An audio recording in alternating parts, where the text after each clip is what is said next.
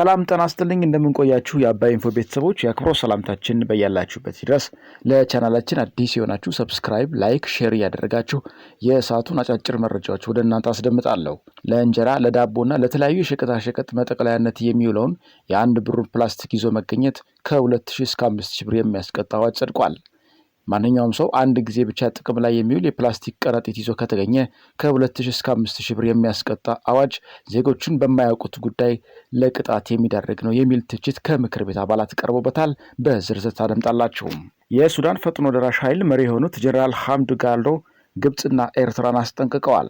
ጀነራል ሐምድ ጋሎን ግብጽ የፈጥኖ ደራሽ ኃይሎች ይዞታዎችን ከማጥቃቷ በተጨማሪ ጦሩን እየደገፈች ነው ስትልም ትከሳለች። ወደ መጀመሪያው ዜና አልፋለሁ።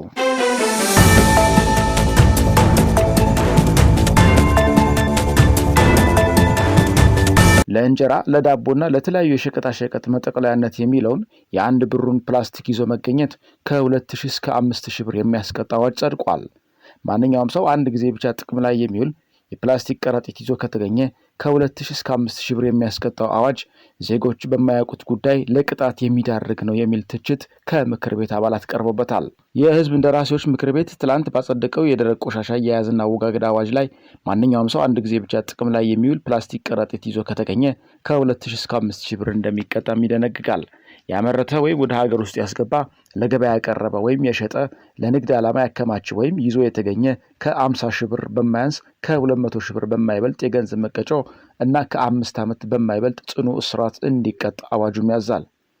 የውሃ መስኖ ቆላማና አካባቢ ልማት ጉዳዮች ቋሚ ኮሚቴ ዳይሬክተር ምክትል ሰብሳቢ የሆኑት አወቀ አምዛይ የአዋጁን ይዘት በንባብ ካቀረቡ በኋላ የምክር ቤት አባላት ጥያቄ አቅርበዋል። የምክር ቤት አባሉ አቶ አለሙ ህዝባችን በፕላስቲክ ዕቃ ይዞታ ወደ ቤቱ ከገባ ይጣለው ወይስ መልሶ ለአካባቢው ጥበቃ ያስረክበው በሚል ጥያቄ አቅርበዋል። አክለውም የምናመርተው የፕላስቲክ ውጤት ዳግም እንድንጠቀምበት የሚያደርግ ቢሆን አይሻልም ወይ? ምክንያቱም 10 ጊዜ የምንጠቀምበት ፕላስቲክ አንድ ጊዜ ብቻ ተጠቅሞ ማለት ተገቢ አይደለም።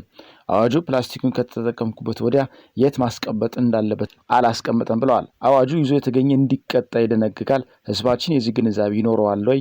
የትኛው ፕላስቲክ እንደሆነ የመለየት ግንዛቤስ አለ ወይ ሲል ጠይቀዋል። ሌላው አንድ የምክር ቤት አባል በበኩላቸው ማንኛውም ሰው ፕላስቲክ ይዞ ከተገኘ ከ2 እስከ 5000 ብር እንዲቀጣ ይደነግጋል። ይህ ከኛ ነባራዊ ሁኔታ ጋር እንዴት ታየ? በተለይ ዝቅተኛ ገቢ ያለው የማህበረሰብ ክፍል ሊጠቀመው ስለሚችል ጫና አይፈጥርም የሚል ጥያቄ ጠይቀዋል። ለጥያቄዎቹ ምላሽ የሰጡት የውሃ መስኖ ቆላ አካባቢ ልማት ጉዳዮች ቋሚ ኮሚቴ ምክትል ሰብሳቢ ዶክተር አወቀ አምዛይ ለአንድ ጊዜ ብቻ አገልግሎት ላይ የሚውሉ ፔስታሎች ዝቅተኛውን የማህበረሰብ ክፍል ስለሚጠቀማቸው ቅጣቱ ያን ግንዛቤ ውስጥ ያስገባ ነው ብለዋል። ለምሳሌ አንዲት አሮጊት ወይም ሽማግሌ የ2 ብር ዳቦ ወይም የ10 ብር ስኳር ገዝተው ሲሄዱ 5000 ብር ክፈሉ ቢባሉ ላይኖራቸው ስለሚችል ቅጣቱ ከ5000 ወደ 2000 ዝቅ እንዲል ተደርጓል። ይህም የህብረተሰቡን የመክፈል አቅም ግንዛቤ ያስገባ ነው ሲሉ አስረድተዋል። የፕላስቲክ ከረጢቶቹ ከቅጣቱ በላይ ሀገርን የሚጎዱ ናቸው፣ እስከ 100 ዓመት ድረስ አይበሰብሱም ያሉት ምክትል ሰብሳቢው ከዚህ አንጻር ቅጣቱ 20-30 ሺህ ቢሆን ሀገርን ለማትረፍ ነው ብለዋል። ለህዝቡ ግንዛቤ ለመስጠት ከመጪው ሐሙስ ጀምሮ የግንዛቤ ማስጨበጫ መድረክ ይካሄዳል ሲሉም ዶክተሩ አስታውቀዋል። አዋጁ የፕላስቲክ ጫማዎችን፣ የውሃ ኮዳዎችና ወፍራም የፕላስቲክ ውጤቶችን አይጨምርም ተብሏል። አዋጁ ማንኛውም ሰው ከመኖሪያ ቤቱ ድንበር አንስቶ ከ20 ሜትር በላይ አካባቢውን የማጽዳት ግዴታም ያስቀምጣል። የሱዳን የፈጥኖ ደራሽ ኃይል መሪ የሆኑት ጀነራል ሐምዱን ጋሎን ግብጽና ኤርትራን አስጠንቅቀዋል። ጀነራል ሐምዳን ጋሎን ግብጽ የፈጥኖ ደራሽ ኃይሉን ይዞታዎች ከማጥቃቷ በተጨማሪ ጦሩን እየደገፈች ነው ሲሉም ከሰዋል። የኃይሉ መሪ አክለውም ዳርፉርና ኮርዶፋንን ለማጥቃት ኤል ኦቤይድን ለመጠቀም ካሰባችሁ ጦራችን ወደ ኤል ኦቤይድ ለማምራት ምንጊዜም ዝግጁ ነው ብለዋል። ጀነራል ጋዳሎ በኤል ኦቤይድ የሚኖሩ ሰዎች ከቤት እንዳይወጡ ሲያስጠነቅቁ በሱዳን ሰሜናዊ ግዛት የሚገኙ ወታደሮች ኢላማዎች መለየታቸውና ጥቃት እንደሚደርሱም ተናግረዋል። የፈጥኖ ደራሽ ኃይል መሪው ግብጽ 8 አውሮፕላኖችን ከነአብራሪዎቹ ለጦሩ በመስጠት በዳርፉርና ኮርዶፋን ጥቃት እንዲሰነዝሩ ረድታለች ብለዋል።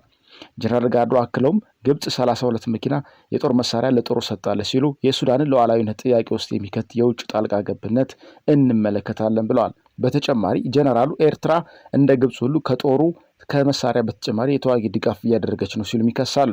ጀነራሉ ጦርነቱ በቅርቡ ይቋጫል ባለበት ንግግራቸው ህዝባቸው ከሚገድሉ ጉዳዮች ጋር የሚያደርገው ንግግር የለም ሲሉም ተጠምደዋል። አባይ ኢንፎ ትክክለኛና ፈጣን መረጃዎችን በሰዓት ወደ እናንተ ያደርሳል።